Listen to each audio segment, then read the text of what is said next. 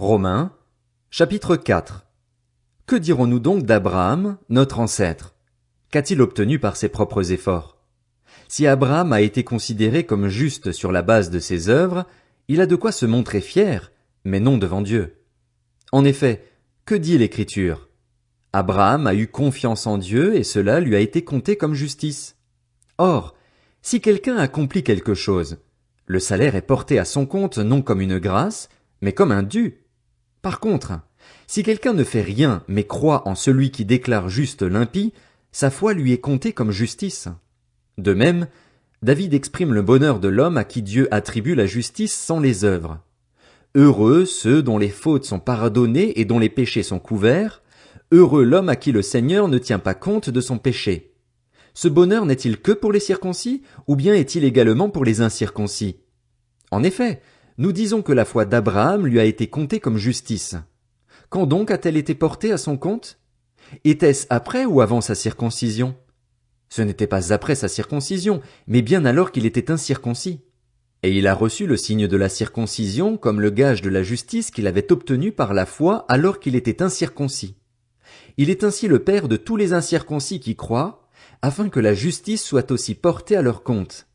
Il est aussi le père des circoncis qui ne se contentent pas d'être circoncis, mais qui marchent aussi sur les traces de la foi de notre ancêtre Abraham quand il était encore incirconcis.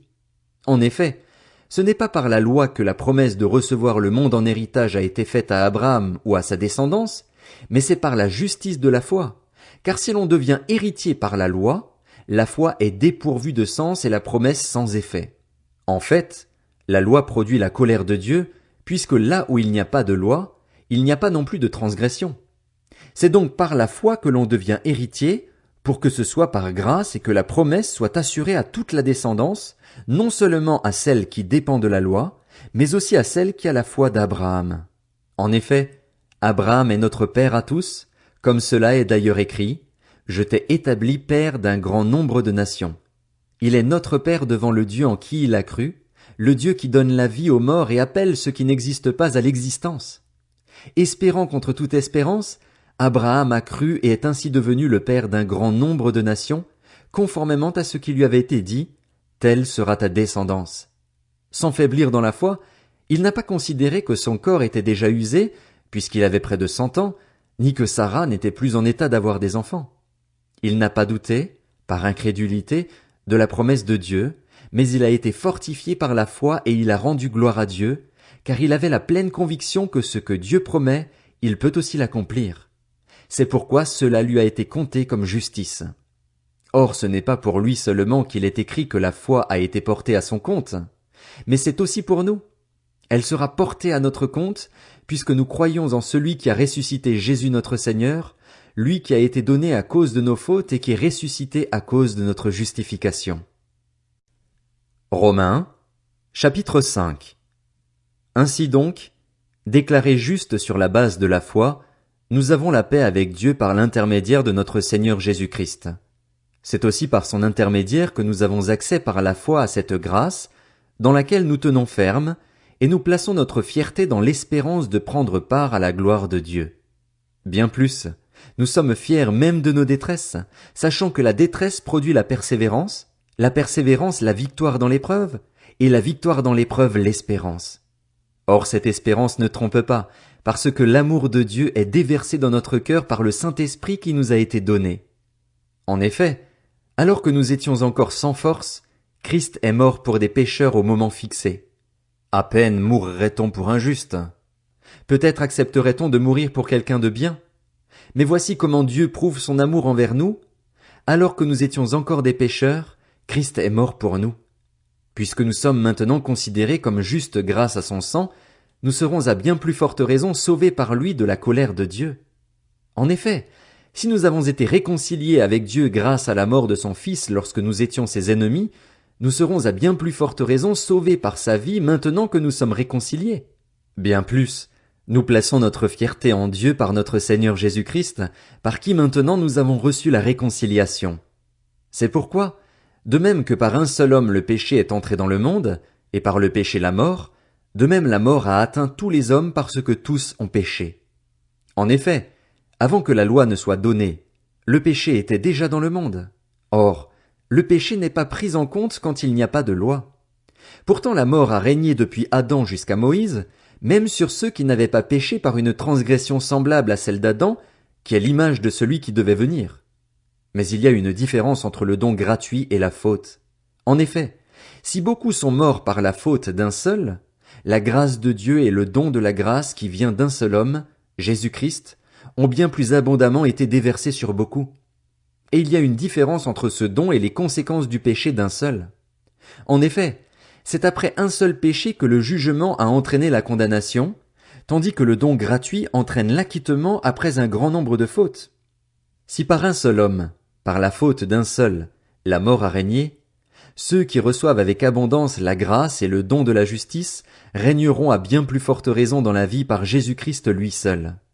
Ainsi donc, de même que par une seule faute la condamnation a atteint tous les hommes, de même par un seul acte d'acquittement la justification qui donne la vie s'étend à tous les hommes. En effet, tout comme par la désobéissance d'un seul homme beaucoup ont été rendus pécheurs, beaucoup seront rendus justes par l'obéissance d'un seul. L'intervention de la loi a entraîné la multiplication des fautes, mais là où le péché s'est multiplié, la grâce a surabondé. Ainsi, de même que le péché a régné par la mort, de même la grâce règne par la justice pour la vie éternelle, par Jésus-Christ notre Seigneur. Romains, chapitre 6. Que dirons-nous donc? Allons-nous persister dans le péché afin que la grâce se multiplie? Certainement pas. Nous qui sommes morts pour le péché, comment pourrions-nous encore vivre dans le péché? Ignorez-vous que nous tous qui avons été baptisés en Jésus-Christ, c'est en sa mort que nous avons été baptisés? Par le baptême en sa mort, nous avons donc été ensevelis avec lui afin que, comme Christ est ressuscité par la gloire du Père, de même nous aussi nous menions une vie nouvelle. En effet, si nous avons été unis à lui par une mort semblable à la sienne, nous le serons aussi par une résurrection semblable à la sienne. Nous savons que notre vieil homme a été crucifié avec lui afin que le corps du péché soit réduit à l'impuissance et qu'ainsi nous ne soyons plus esclaves du péché. En effet, celui qui est mort est libéré du péché. Or, si nous sommes morts avec Christ, nous croyons que nous vivrons aussi avec lui, car nous savons que Christ ressuscité ne meurt plus. La mort n'a plus de pouvoir sur lui. Christ est mort, et c'est pour le péché qu'il est mort une fois pour toutes. Maintenant qu'il est vivant, c'est pour Dieu qu'il vit. De la même manière, vous aussi, considérez-vous comme morts pour le péché et comme vivants pour Dieu en Jésus-Christ notre Seigneur. Que le péché ne règne donc plus dans votre corps mortel pour vous soumettre à lui par ses désirs. Ne mettez plus vos membres au service du péché comme des instruments de l'injustice, mais au contraire livrez-vous vous-même à Dieu comme des morts revenus à la vie, et mettez vos membres à son service comme des instruments de la justice. En effet, le péché n'aura pas de pouvoir sur vous, puisque vous n'êtes plus sous la loi mais sous la grâce. Quoi donc? Allons-nous pécher parce que nous ne sommes pas sous la loi mais sous la grâce? Certainement pas. Ne savez-vous pas que si vous vous livrez à quelqu'un comme esclave pour lui obéir, vous êtes les esclaves du maître à qui vous obéissez, soit du péché qui conduit à la mort, soit de l'obéissance qui conduit à la justice? Mais que Dieu soit remercié. Alors que vous étiez esclaves du péché, vous avez obéi de tout cœur au modèle d'enseignement auquel vous avez été confiés. Et une fois libérés du péché, vous êtes devenus esclaves de la justice. Je parle à la manière des hommes, à cause de votre faiblesse naturelle. De même que vous avez mis vos membres comme esclaves au service de l'impureté et de l'injustice pour arriver à plus d'injustice, de même maintenant, mettez vos membres comme esclaves au service de la justice pour progresser dans la sainteté. En effet, lorsque vous étiez esclaves du péché, vous étiez libres par rapport à la justice. Quels fruits portiez-vous alors? Des fruits dont vous avez honte aujourd'hui, car leur fin, c'est la mort. Mais maintenant que vous avez été libérés du péché et que vous êtes devenus esclaves de Dieu, vous avez pour fruit la progression dans la sainteté et pour fin la vie éternelle. En effet, le salaire du péché, c'est la mort, mais le don gratuit de Dieu, c'est la vie éternelle en Jésus-Christ notre Seigneur.